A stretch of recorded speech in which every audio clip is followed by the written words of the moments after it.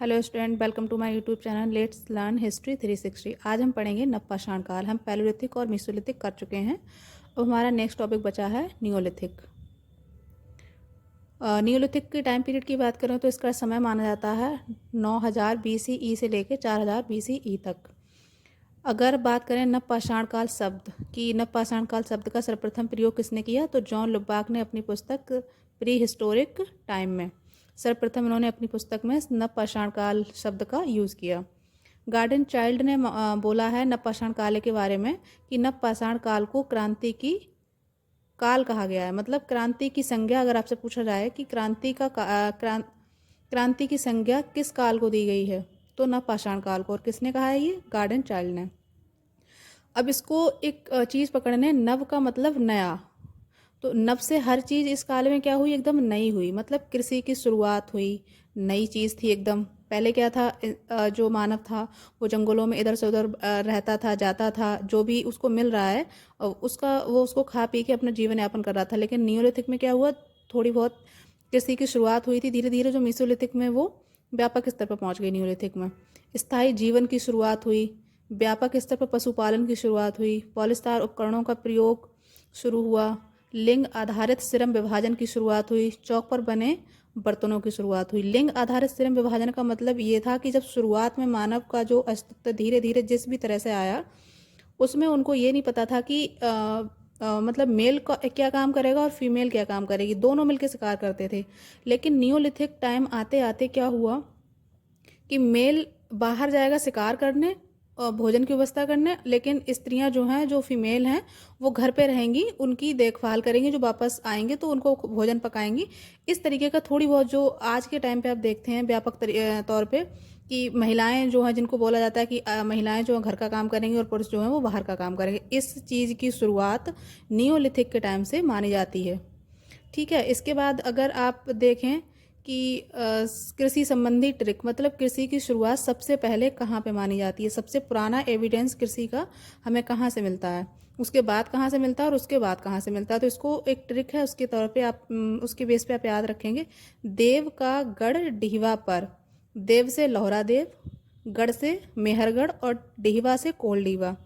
ये लोहरा देव जो वो संत कबीर नगर उत्तर प्रदेश में है। ये यहाँ से 8000 BCE का चावल का साक्ष्य मिला है।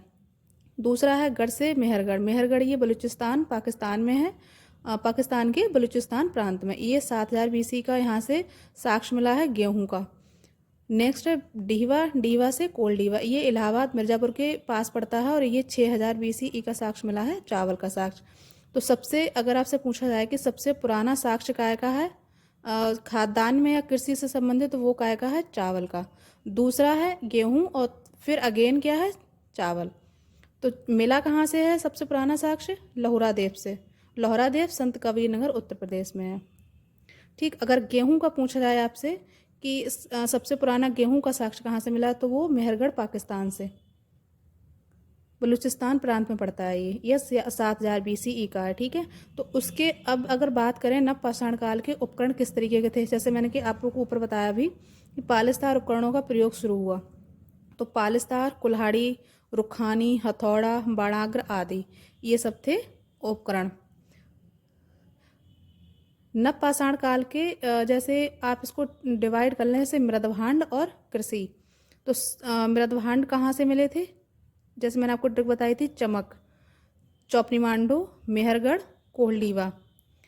चौपनी मांडो से कैसे मिट्टी के बर्तन थे, मेहरगढ़ से मेहरगढ़ से जो मिले थे वो चौक पर बने बर्तन, और कोहलीवा से डोरी चाप बर्तन थे।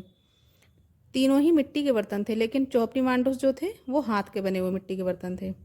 मेहरगढ़ से चौक पे बने हुए, कोलडीवा से चौक पे तो बने थे लेकिन उन पे डोरी की छाप भी थी। कृषि की बात करें तो देव का गढ़ डीवा पर, इसको याद रखेंगे, देव से लोहरा देव, गढ़ से मेहरगढ़ और कोलडीवा से डीवा से कोलडीवा।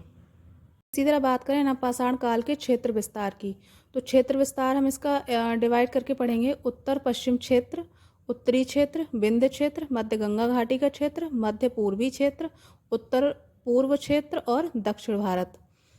उत्तर पश्चिम का क्षेत्र जो है वो ये वाला एरिया है। उत्तरी क्षेत्र ये नॉर्थ का पूरा कश्मीर वाला एरिया। विंध्य का क्षेत्र ये बीच वाला एरिया। मध्य गंगा घाटी ये यहाँ से उत्तर प्रदेश ये यमुना गंगा वाला एरिया। मध्य पूर्वी क्षेत्र ये पूर्व और ये मध्य का और ये पूर्व का क्षेत्र। पूर्वोत्तर ये अरुणाचल प्रदेश और ये आंध्र प्रदेश वाला एरिया। उसके बाद है दक्षिण भारत। दक्षिण भारत में इधर का ये एरिया। अब अगर बात करें उत्तर पश्चिम क्षेत्र में, उत्तर पश्चिम क्षेत्र में कौन सी साइट है जहाँ से हमें न्यूलिथिक के एविडेंस मिले हैं? तो यहाँ पे पहला है मेहरगढ़। मेहरगढ़ ये कहाँ पड़ता है? पाकिस्तान के बलूचिस्तान प्रांत में स्थित है। इसकी खोज किसने की है? फ्रांसिस जॉर्जिया ने 1875 में। इसकी विशेषता क्या है? यहाँ से उत्खनन में 7 चरण मिले हैं और इसकी प्राचीनता 7000 BCE तक जाती है।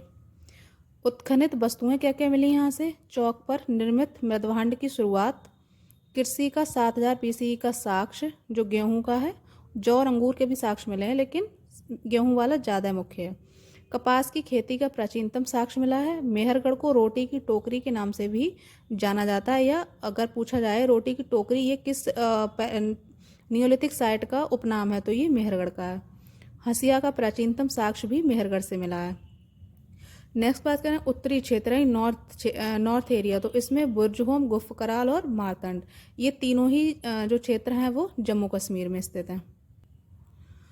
जैसे अब इसका ये है बुर्जहोम, तो बुर्ज का अर्थ क्या है? वृक्ष का स्थान। वहीं ये पड़ता कहाँ है? जम्मू कश्मीर के श्रीनगर में। इसकी खोज की डी टेरा पीटरसन ने। इसकी विशेषता क्या है? यहाँ से हार्वेस्टर का साक्ष्य मिला है। शिलापट्ट पर धनुष बाण से शिकार करते हुए दिखाया गया है किसी मनुष्य को। यहाँ पर मानव के साथ कुत्ते के दफनाने का भी साक्ष्य मिला। ये बहुत इंपॉर्टेंट पॉइंट है, इसको बहुत अच्छे से याद रखेंगे कि कुत्ते को दफनाने का साक्ष्य मानव के साथ कहाँ से प्राप्त हुआ है? बुर्जहोम, जम्मू कश्मीर। दूसरा है गुफ कराल। गुफ कराल का अर्थ है कुम्हार की गुफा। इसकी विशेषता कहाँ है? यहाँ से फर्श को पॉलिश करने का साक्ष्य मिला है। अनाज को पीसने का साक्ष्य यहीं से मिला है। नोट, इसे आप थोड़ा ध्यान से देखेंगे। गुफ कराल और बुर्जहोम दोनों जगह से गर्त आवास और गर्त स्तंभ तथा गर्त आवास या गर्त स्तंभ एवं गर्त चूल्हे के साक्ष्य मिले हैं, दोनों जगह से, गुफ कराल और बुर्जहोम से। अब बात करें विंध्य क्षेत्र की, तो विंध्य क्षेत्र में इलाहाबाद के 3 जगह हैं, कोल्डीवा, महगड़ा या महागारा भी कहते हैं इसको, और पंची। तीन साइट हैं। कोल्डीवा यहाँ से नव पाषाण काल प्लस ताम्र पाषाण काल प्लस हिस्टोरिक पीरियड, इन तीनों की जानकारी कोल्डीवा से मिलती है। महगड़ा और पंची ये दोनों प्रस्थलों से केवल नव पाषाण काल की जानकारी मिलती है। आप ये एक चीज़ याद रखेंगे, मध्य पाषाण काल के स्थल कौन से थे? हमने एक ट्रिक बताई थी SDM, यानी कि सराय नाहराय, दमदमा और मैदहा। ये कहाँ थे? उत्तर प्रदेश में। नव पाषाण काल के स्थल महगड़ा, ये कहाँ पड़ता है? उत्तर प्रदेश में। बात करें कोल्डीवा, तो कोल्डीवा की विशेषता क्या है? यहाँ से डोरी छाप मृदभांड मिले हैं, यानी कि मृदभांडों पर डोरी से डिज़ाइन बनाया गया है। वहीं 6000 BC का कृषि का साक्ष्य मिला है, जो कि काय का है? चावल का। महगड़ा की बात करें तो यहाँ से पशुशाला यानी कि कैटल पिट का साक्ष्य मिला है। मध्य गंगा घाटी क्षेत्र, यहाँ की बात करें तो यहाँ से हमें 4 साइट मिली हैं, चिरान, सेनुआर, ताराडी और चेचर कुतुबपुर। ये सभी पुरास्थल कहाँ हैं? बिहार में हैं। वहीं मध्य पूर्वी क्षेत्र की बात करें तो ये झारखंड और उड़ीसा 2 राज्य हैं। झारखंड में बरूडी और उड़ीसा में कुचाई। ये मयूरभंज जिले में पड़ता है, उड़ीसा के।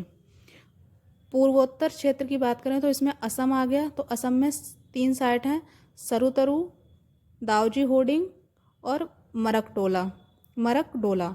ये